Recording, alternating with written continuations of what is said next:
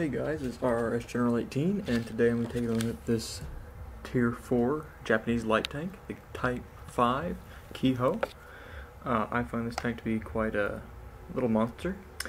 It's very good for its tier, in my opinion. The gun is excellent. The armor is non-existent, as I'm going to discuss. So hit points for Tier 4, 340.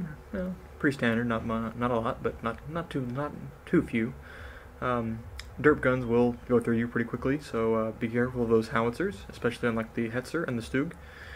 And the M4 Sherman at Tier 5. But overall, it can take a hit or two, but I wouldn't expect it to survive very long once it starts taking hits. Weighs, with my setup, at 10.39 tons, with a power of 150 horsepower. It's fairly mobile. It's not bad. It does accelerate. It does have a top speed of 50 kilometers per hour, which is fairly good. A traverse speed of 60 degrees a second is very good. It is pretty mobile, and sometimes you need to use that speed to maneuver into a better position when the need arises. Hull armor is 20 at the front, 16 at the sides, 12 at the rear. The guns that are going to be shooting at you range anywhere from a KV-1S 122mm to small arms fire from a PZ-1C, things like that. But overall, your armor is not going to save you. Best way to do it is stay hidden as much as possible, flank, and try and not take shots at all. The turret armor is a little bit better, 30 at the front, 20 at the sides, and 16 at the rear. Still not enough to save you. This is a little smaller tank, as you can see. It's not very big. We're going to compare this to another tank. Let's see here. The PZ-1C is a little bit smaller, but it's fairly small for its size, which is quite a benefit. It's got a pretty good camo rating. Looking at the traverse speed of the turret, we're at 36 degrees a second, which is fairly impressive. It does turn quite well. You can circle enemies' tanks if you get the opportunity, but I wouldn't suggest that. You're putting yourself a little out there, in my opinion. V range of 340 meters is very good. I've also gone with binoculars and camo net to improve my detection range and my camouflage rating, to help stay hidden and see enemies farther out and put as many shots in as I can. Scene range of 550, not bad for Tier 4. You're going to see most of the battlefield, but if you have an ally at a far end of the map, you may go out of contact. We're going to take a look at the research tree and look at the gun. There are two guns. There's a 47 gun Type 1, which is a stock gun. Overall, it's not bad. Average penetration of 81 with regular rounds, 70 damage, accuracy of 0.42 with a 2.1 second aiming time, and a pretty rate of fire of 25. It's okay. You can make it work. But I find that it's this next gun, the experimental Type 57 gun, is what you're going to want to grind up in Chinook at Tier 5. So looking at it, we have the same rate of fire of 25. But the penetration goes up by 6 to 87, and the damage goes up by 5 to 75. The aiming time it gets a little bit slower, from 2.1 to 2.3, and the dispersion accuracy is the same. But believe it or not, the 75 damage and the 87 pen are what you really want on this tank.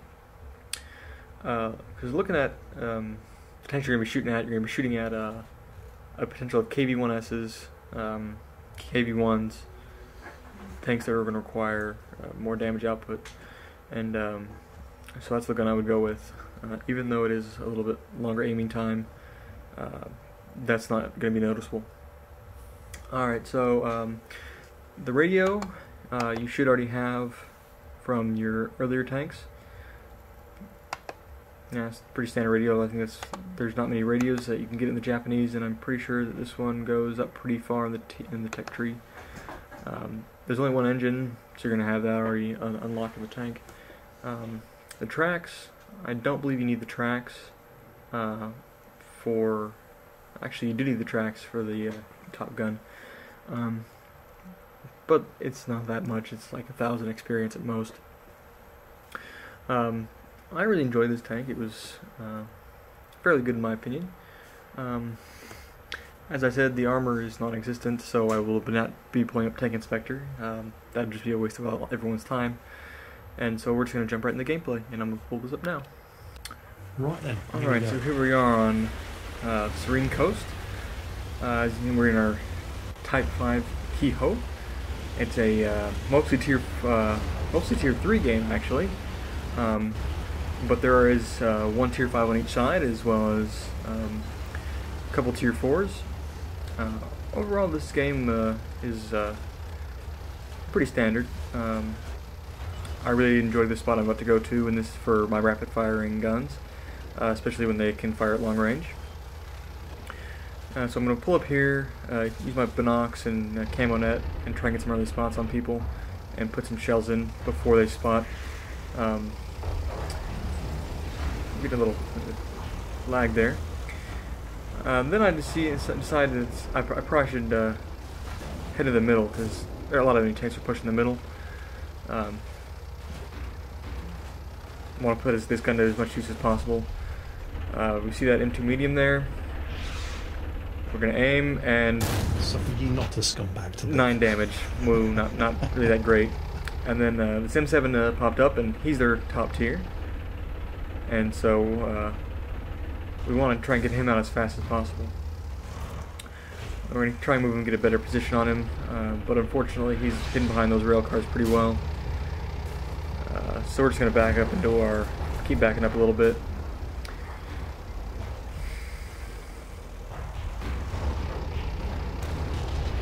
I really want a shot at him, but it's just not happening. And at this point we're losing 3-5. Now 3-6. This is one of those games where the team kept dying really quickly, and not much you can do about it. So I see this Martyr 2 back there. Put a shell in, blind shot, put another one, and destruction. There's that gun for you. He disappeared. We took 2 shots and we killed the Martyr. 2, no problem. Taking him out, and now we see a Valentine. Decent result. We didn't penetrate the Valentine, surprisingly. I think we may have hit his tracks. I'm not entirely sure. But here we are. The scores have evened up a little bit. It's now 6-7. We're down by 1 tank. And I see this M7 out in the open field where I want him. Put one back off into cover just in case he spotted me. I couldn't be quite sure. But just to be safe, wait a few seconds. And then we're going to pop out again. Allow our binoculars and camo net to settle in. Look around for tanks. Looking. We still don't see him, so we're just going to sit here for a little bit. Up, and there he is. And he's on the move. But he stops right there behind that hill, unfortunately, and we're not able to kill him yet.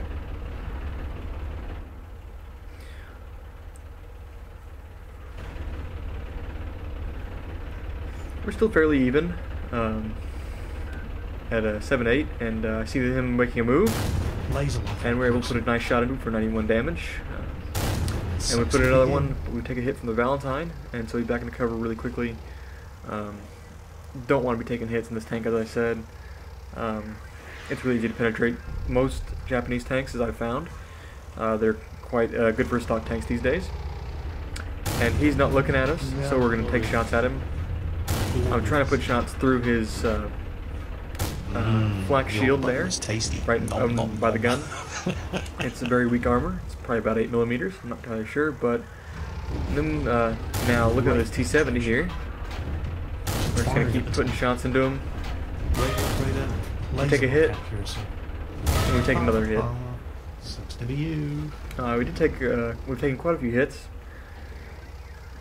Not enough to get concerned about quite yet, but we still have to be able to be a little more careful. We're down to 158 health, but we are now winning 13-10. As you can see, we've secured 5 kills so far, and we're going to see if we can go find a few more. Overall, this game was fairly good. This tank is quite good at dishing out damage from long distances and staying hidden. The gun's rate of fire allows you to keep shells flying out of the gun really quickly, and damage can add up really fast, especially if we're firing at bigger targets when they don't see you. You can add up damage really fast. I do carry premium rounds in this tank, as I do in all my tanks, so that when I do come across KV-1Ss and KV-1s, I have no problem going through the front of their tanks if I aim for a little bit more for weak spots. But I do like having that extra penetration to do so. So here's the Chiha, and fortunately for us, he doesn't see us quite. We do miss the shot. He keeps going, goes around. Then I spot the Sim 2 medium, and we put a shot into him. And see that rate of fire really quick. Before he could even aim, we put in 2 shots into him and killed him really quick. Now the Chiha did run away, and we're going to go chase him down here. We've already secured the top gun. Artillery wants to go first. I will be glad to let him go first. Take a shot on the move there. Wasn't expecting to hit, but might as well, just in case. And the Chiha is, I don't know what he's doing, but get the kill. Well, got the kill. That makes number 7. I was hoping to kill him with the last damage roll, but we rolled a little low.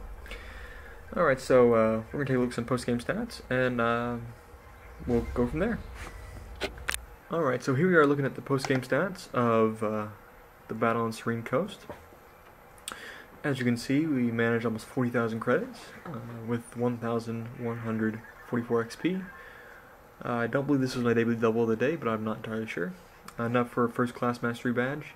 This tank, I've done games where I did over 1,000 damage and still only got first class. This tank is very hard to get a mastery badge in, ace tanker in, just because it's really good. Got high caliber and top gun. Every tank we shot at, we killed. For a total of, I believe, 7. And as you can, actually, we did over 1,000 damage in the end. Oh, that's right, we did kill a Martyr 2 blind shots. So 1,000 damage, 7 kills. There must have been some.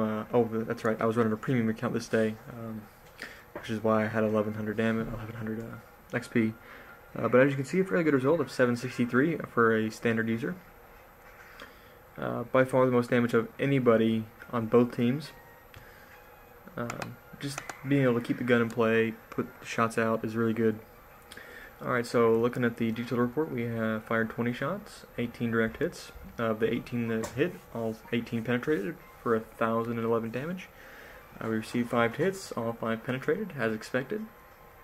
Penetrative damage received is 414.